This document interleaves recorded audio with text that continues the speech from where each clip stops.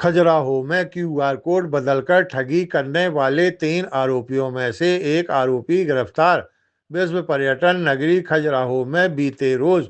दुकानों के बाहर लगे क्यूआर कोड बदलकर ठगी करने वाले 3 आरोपियों में से एक आरोपी को पुलिस ने गिरफ्तार कर लिया है।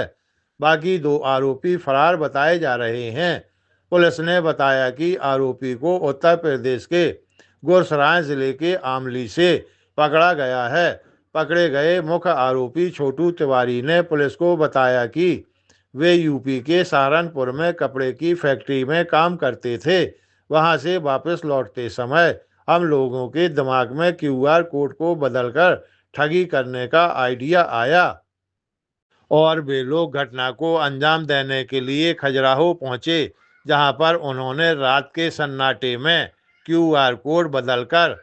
खजुराहो की करीब 10 दुकानों एवं एक पेट्रोल पंप में चिपका दिए। लेकिन उन्हें क्या पता था कि इसी क्यूआर कोड से वे सलाखों के पीछे पहुंच जाएंगे। सीसीटीवी के आधार पर तीनों आरोपियों की पहचान होने पर अब पुलिस ने बैंक डिटेल निकलवाकर ठगी के इस नए तरीके से कितने दुकानदारों को चूना लगाया गया है और इनके द्वारा कहां-कहां ठगी की गई है, इन सब घटनाओं की पुलिस द्वारा जानकारी ली जा रही है।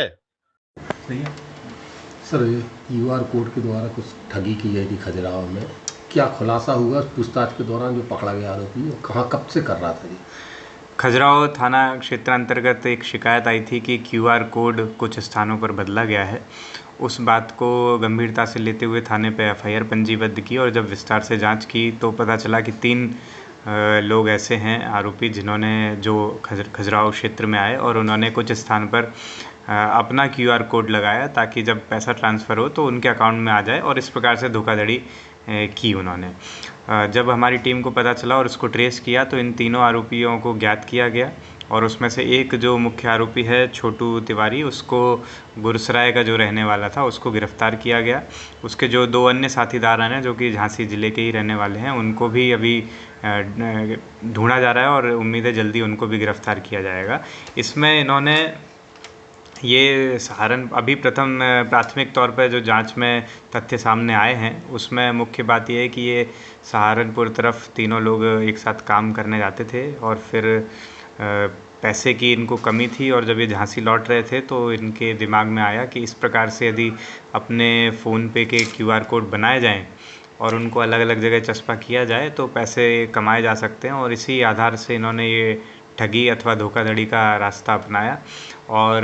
कई चाट वाले अथवा मेडिकल स्टोर ऐसे स्थानों पर इन्होंने लगभग 10 से 12 जगह अभी जो संज्ञान में आया है वहाँ पर इस प्रकार के प्रिंट आउट चस्पा किए और इस प्रकार से धोखाधड़ी करने की साजिश रची। इनके बैंक अकाउंट में कितना पैसा आया है उसको आज बैंक स्टेटमेंट्स तलाशे जा रहे हैं और उस आधार पर विस्तार से जांच की जाएगी और पूर्व में भी इन्होंने यदि कहीं पर इस प्रकार की घटना को अंजाम दिया है तो उसकी जानकारी भी निकाली जा रही है और उस पर कार्रवाई की जाएगी। कहाँ से सीखा था सर? और खजुराहो के अलावा और कहीं पे भी रास्ते में इन लोगों ने ऐसा किया है? ये अभी जो प्राथमिक तौर पर जानकारी मिली है तो इसमें अन्य 2 आरोपी जब मिलेंगे तो विस्तार से क्लियर हो पाएगा कि किस प्रकार से इन्होंने इसको सीखा है, साथ ही अन्य स्थानों पे किया है अथवा नहीं। तो इनके बैंक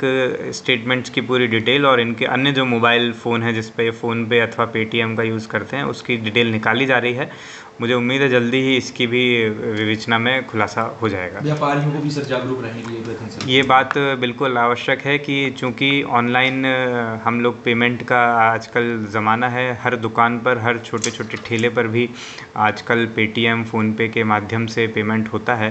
तो इसलिए हम सबकी ज़िम्मेदारी है, सभी व्यापारी गणों की और आम जनमानस की ज़िम्मेदारी है कि जब भी वो प्रतिदिन अपने दुकान अथवा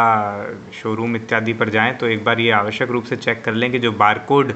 जिसका वो इस्तेमाल कर रहे हैं क्या वो सही है अथवा उसके साथ कोई छेड़छाड़ की गई है, क्योंकि बारकोड के कारण ही सब पूरा पेमेंट का इसमें ट्रांजैक्शन होता है। तो इसलिए बारकोड सही होना बहुत आवश्यक है। तो मैं सभी से कहना चाहूँगा, ख़ास तौर से जो हमारे ऐसे भाईगण हैं जो ठेले लगाते हैं, अलग अलग जगह जा कर के कार्य करते हैं, वो निश्चित ही प्रतिदिन अपने क्यूआर कोड को चेक कर लें ताकि कोई इस प्रकार की ठगी अथवा धोखाधड़ी ना हो पाए।